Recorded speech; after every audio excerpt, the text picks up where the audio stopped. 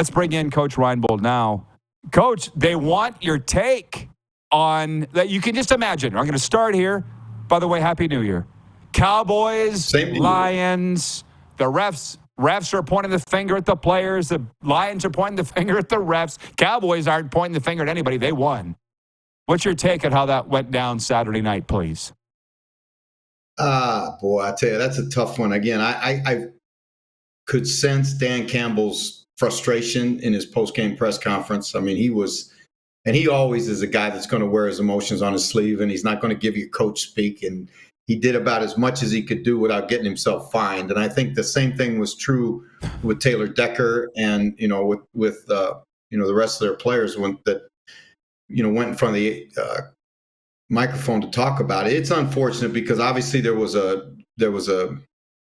malfunction in the system, and sadly the Lions lost a football game because of it. And again, we'll never know the truth because everybody's going to run to cover and point the finger at the other guy. But I really believe that when you look at some of the footage that's come available to us, particularly the footage from above the Lions huddle, where basically and obviously again you don't have tape of what they were saying, but when you watch the quarterback basically push Decker over there to report to the official, and they have a conversation, you got to believe they're not talking about what the weather was or where they're going to eat nachos in Dallas after the game. Well, yeah, it's you've been in those situations though. That's why I got to defer to your football knowledge. They said they met before the game. I believe Dan Campbell. I'm with you. He said they explained it before the game to a T. Sounds to me like you believe the Lions in this. Well, I believe that the Lions practiced it. Obviously, it was a situational play that they had worked on all week, and the way that there was kind of it was a great call. I mean, it was a great call, really an imaginative play.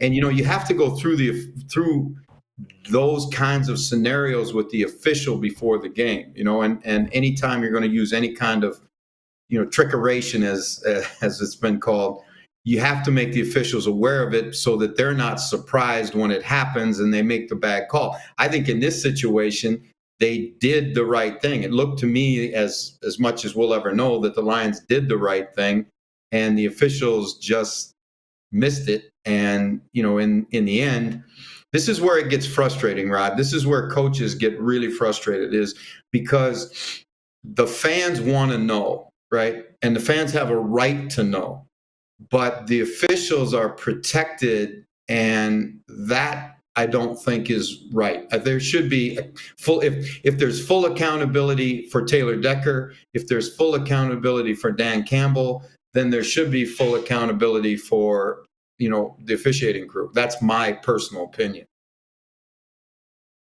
You sound like every coach I've ever known, and you're all right, and it ain't going to change. No, it isn't. By the way, John, yeah, go ahead, go.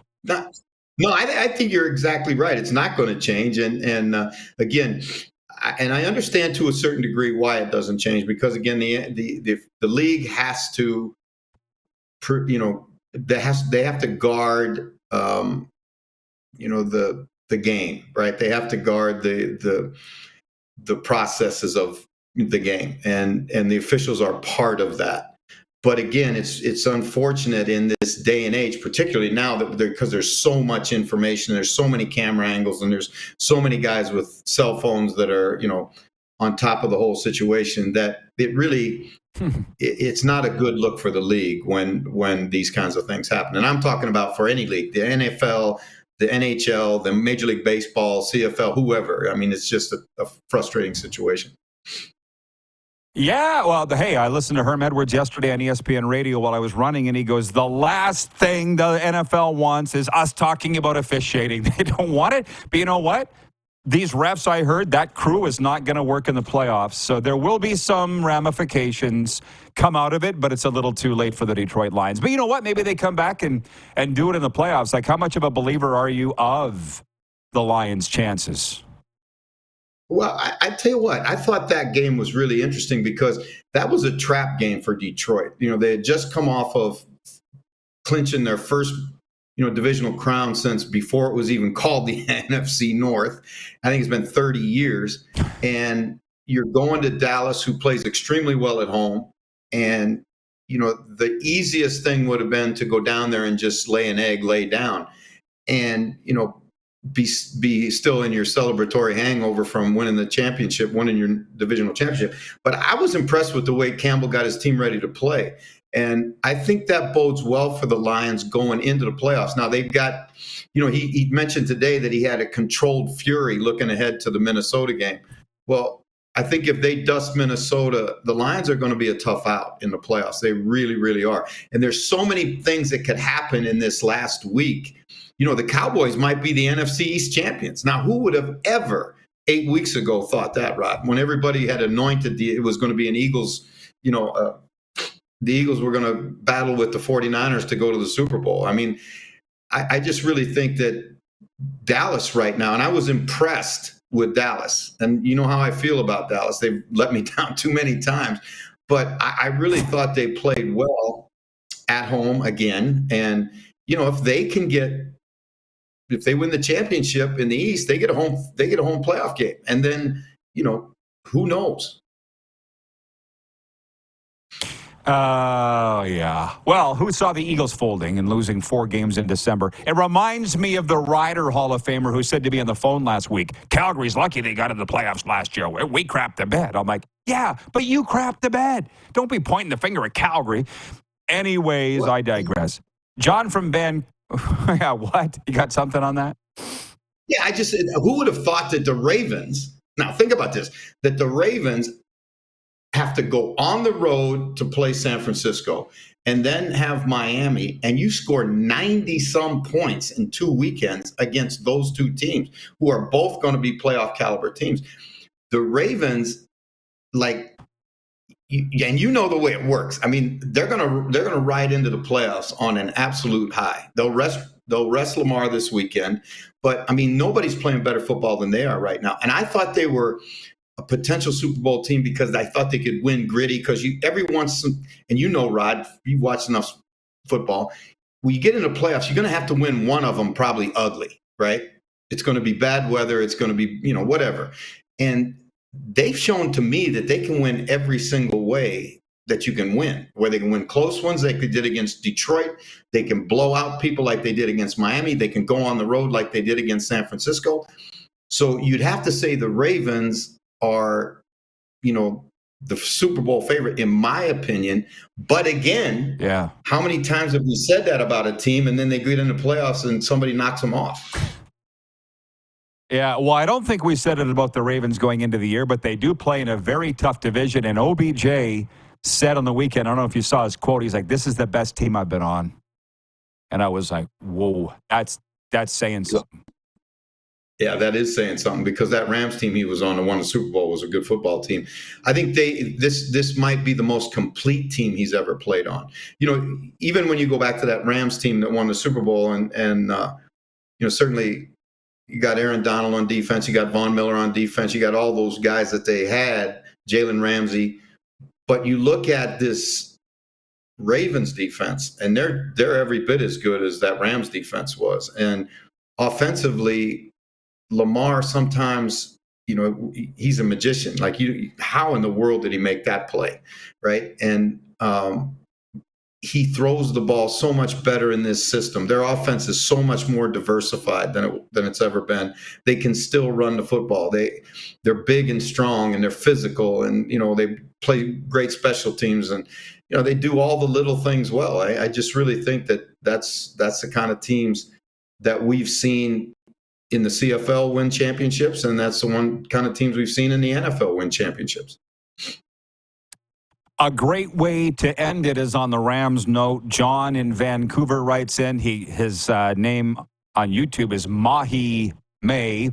He says, Coach, what are your thoughts on Brett Maher being resigned by the Rams for the playoffs? You know what? I am a big Brett Maher fan. He had a great year for us when we had him in Hamilton. He's a great person.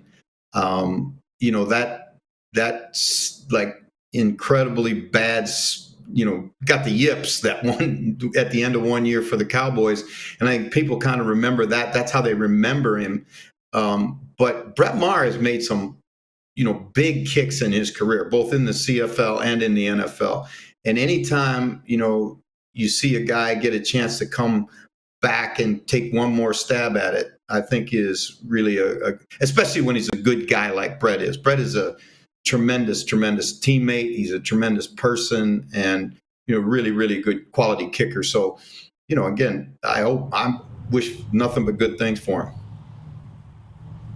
And one more, Coach. It is the last weekend of the regular season. There's going to be a lot of teams resting. I don't know how you are on picks and that, but as an analyst for Sky Sports, what should we be looking for this week? Because it's not your normal kind of week. Well, I think it's really interesting because there's so many teams that need help. They got to take care. Pittsburgh's still in it. Like, here we go. Like 3 weeks ago, we'd have said they were left them for dead. They're back in it. They still have a chance to go to the playoffs.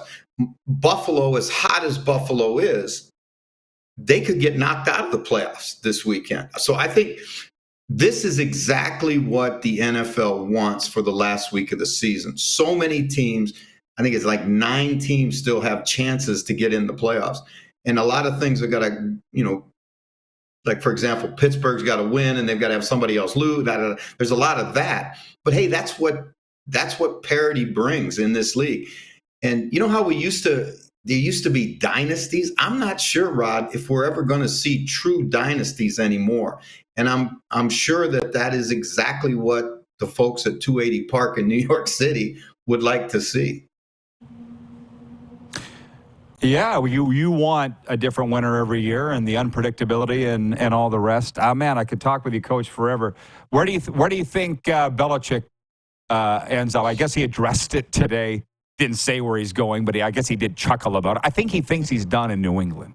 What sense are you getting? I think that's probably true. I know that the job that everybody's going to want, and certainly he's one of the ones that would want this opportunity, is the Chargers, because of the fact you've got an elite level quarterback right away. I think he's seen enough average quarterback play over the last 3 years that he knows that that's so important. They've got the roster. They've got the best roster of all the jobs that are going to foreseeably open, because we're heading into the night of the long knives, where there's going to be a lot of guys come next Monday morning that are going to, be calling U-Haul and asking for them to book a truck because I'm out of here.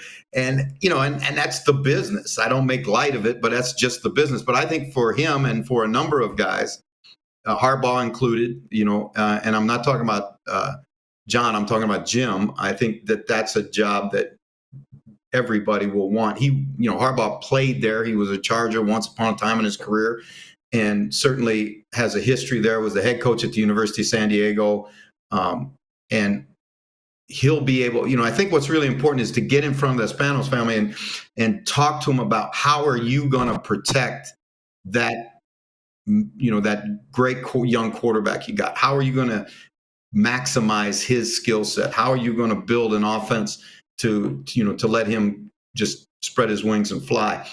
And I think that the offensive coaches, frankly, have a leg up on that. That's one of the reasons why you see so many offensive coaches hired in pro football today, because all the owners want to, their number one asset's their quarterback, and they want to make sure they can protect that asset. Yeah. Well, speaking of Harbaugh, I'll be cheering for the Blue now. They beat my Crimson Tide last night, but I saw the story on J.J. McCarthy. How can you not cheer for this kid? So, yeah, and I don't care about Washington. So, Coach, thank you. Happy New Year. Thanks for all you do. We'll chat with you in a week. All right. Aloha, Rod. Thank you. Take care. Thanks, Coach. The great Jeff Reinebold joining us from across the pond.